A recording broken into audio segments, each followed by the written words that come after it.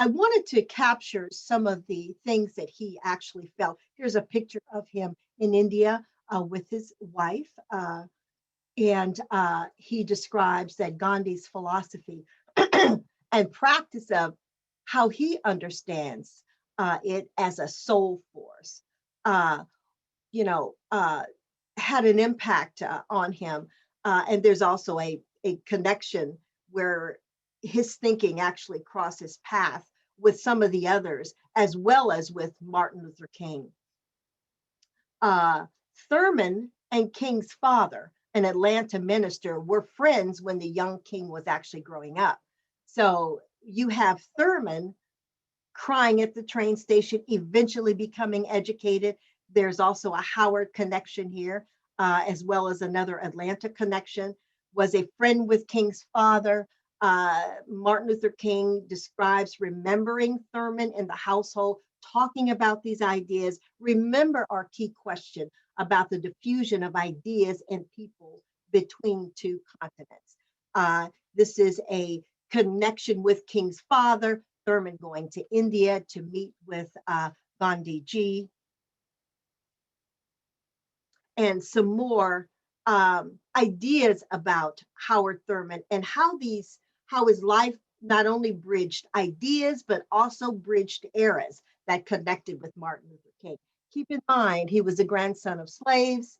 He actually rode in a horse and buggy.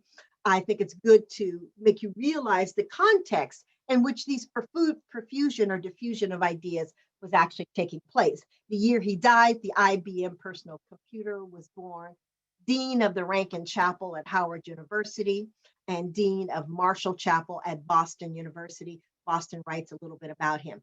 But Howard Thurman is considered in the writings. Now, when you look at the writings more broadly, you see a little bit of difference there, but generally he's considered in the writings as the first African American to actually go to India and connect with Gandhi ji and uh, his writings here to there. So he's considered one of the original bridges, the bridge, but there were other bridges.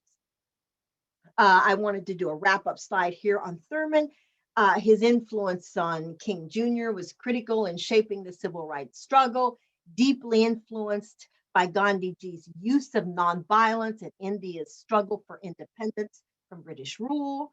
In 1936, he led a four-member delegation and traveled throughout, known as the Pilgrimage of Friendship.